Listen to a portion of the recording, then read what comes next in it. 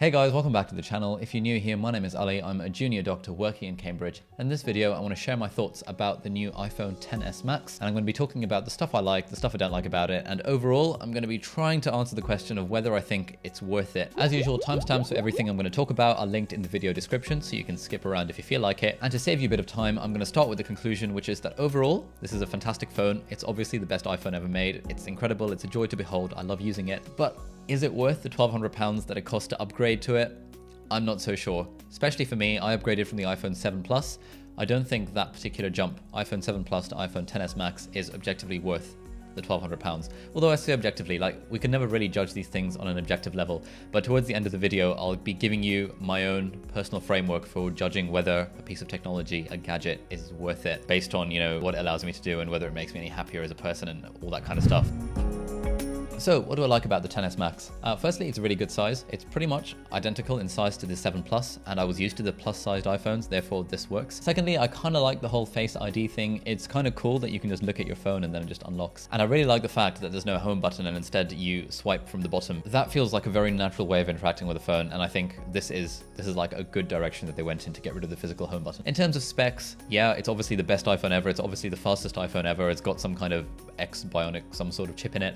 There are loads of other YouTubers who are far better than I am who have done in-depth reviews of the specs and all the benchmarks and stuff. I have no real interest in that personally because, to be honest, ever since like the iPhone 5, speed was never really an issue. The screen is really nice as well, I suppose, but again, qualitatively, if I hold it side by side with my iPhone 7 Plus, I can sort of see a difference. But then for a few days, I went from this back to the 7 Plus and it pretty much felt exactly the same. So everyone talks about how the screen is amazing and yeah, I guess stuff on it looks nice, but you don't really notice that unless you're kind of viewing things side by side. And yeah, the camera, everyone's talking about the camera. The camera is pretty solid. The new portrait mode thing is nice. The whole studio lighting, contour lighting. I've got to be honest, I've taken some photos with this and then took some photos with my 7 Plus, and I couldn't notice much of a difference. Like, this one was obviously slightly nicer and like very slightly more like sharp and very slightly better looking, and the portrait mode on this is better than the 7 Plus. But other than that, there's unless you view the images side by side, you won't really notice a difference, I don't think. And especially if all you're doing is uploading to Instagram or Facebook,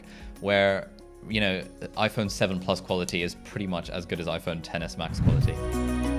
Okay, what about the stuff I don't like? I talked about how I kind of like Face ID because it's kind of cool, but occasionally Face ID doesn't work, and that is when it becomes a bit annoying. Probably the most annoying thing about it is that when you have your phone on the table in front of you and you see like a notification has popped up, you can't actually see the contents of the notification unless you unlock it with Face ID. And when you do, it's kind of cool. It's like it just says Instagram notification, and then when you unlock it, it shows you the message, which kind of makes sense. It's good for security. But if your phone is sitting on the table in front of you, like if you're at work, like I often am with my phone in front of me, and I get a notification, I can't read it immediately. I have to like lean forward or like grab my phone, lift it up to my face, and then unlock it, and then I'm able to read it. And that is a bit annoying. Like, I almost missed the days of Touch ID where all I had to do was extend my finger, press the button, and I would be able to see the notification. But then, like, other than this Face ID thing, there's not much to not like about this. It is an absolutely beautiful phone. It feels wonderful. I've got the Apple silicone case, which just feels really nice, and I like stroking it. Yeah, no, overall, really solid phone, nice weight, feels like a genuinely premium product. The screen is beautiful, it's really nice to use, but is it worth it? And that is what I want to talk about now. So how do we decide if something is worth it? Well, I guess we all have different ways of doing it, but the way that I like to shoehorn my own thinking on this is sort of in three parts. Firstly, does it make me any happier? Does having this iPhone XS Max make me any happier than my iPhone 7 Plus? And the answer to that is clear. It's no, it does not make me any happier. My life was a 10 out of 10 before I had this, and it's still a 10 out of 10. There's no, increase in personal contentment levels or personal pleasure levels from having a XS Max instead of a 7 Plus. Adding new stuff to our lives almost never makes us happy. But I think there are two cases where adding new stuff to our lives can make us happy. And those are points 2 and 3 in this kind of framework, general framework of is something worth it. So point number 2 is, does it remove any salient negatives from my life?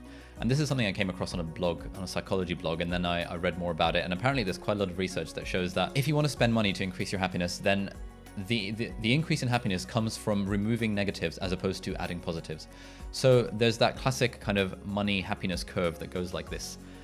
That once you get beyond a certain point of personal income or household income, then additional increases in money or in salary or whatever don't make you as happy as they once did.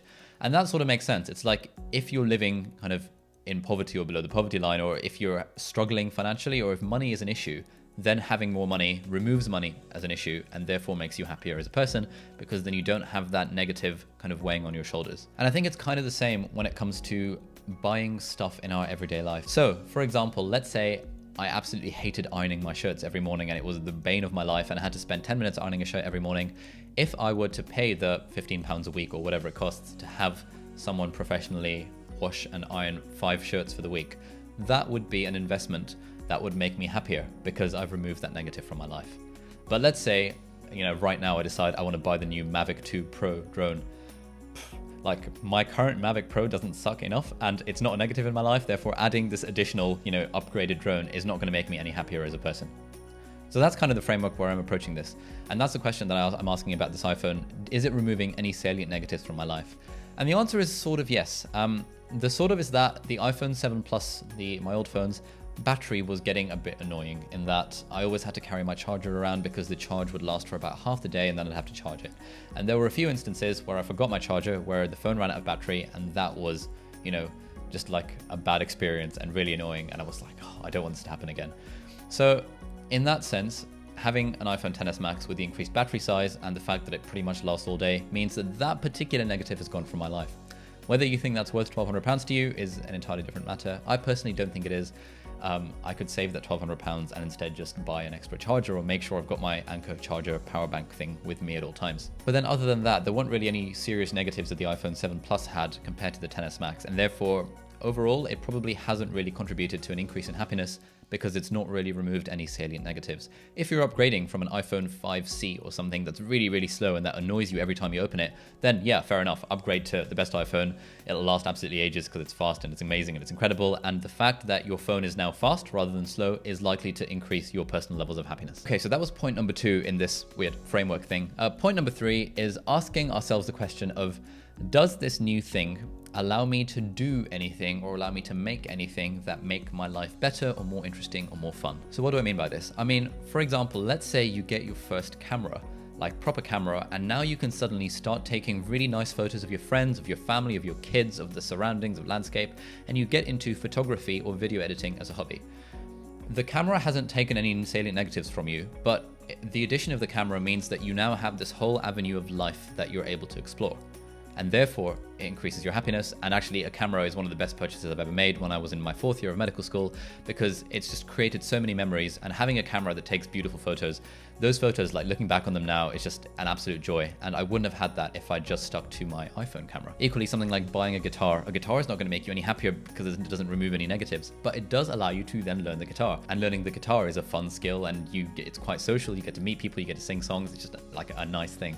So that's why this is point number 3 in this framework of, does this new gadget allow you to do things that would then contribute to your enjoyment, your happiness, your satisfaction with life? And with the iPhone, again, the answer is sort of not really. So the things that this has now allowed me to do is that it's encouraged me to post on my Instagram a bit more. Does that have any real life benefit? Sort of, because the more I post on Instagram, the more memories I personally build up, the more memories I can share with my grandma and my family back in Pakistan who care about my Instagram photos. And in a way, because I'm a YouTuber and like to think of myself as like an influencer and stuff, the more active I am on Instagram, the more the personal brand gets built up, and therefore that leads to benefits further down the line.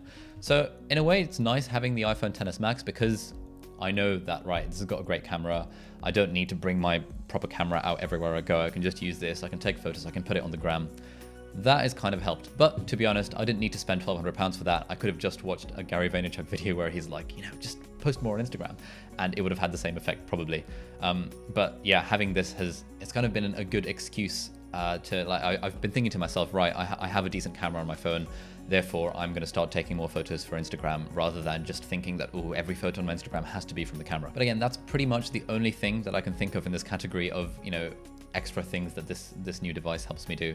And therefore, overall, if we consider this 3-point framework, does it make me any happier? Probably not. Secondly, does it remove any salient negatives? That sort of battery life is kind of nice. And thirdly, does it allow me to do anything more creative or more interesting? Sort of, it encourages me to post on Instagram. Overall, it's probably, in my opinion, probably not worth the £1,200 or the £1,250 that I paid for the 256 gig version. So then why did I buy it? For me personally, it was two reasons. Firstly, I now consider myself a tech YouTuber. Therefore, I knew that if I bought the iPhone XS Max, I could then make a video about it. And I was planning a video, and I'm still planning a video about what's on my iPhone. And it's kind of nice if that's an iPhone XS Max rather than an iPhone 7 Plus that's got scratches and stuff on it. So that was one reason.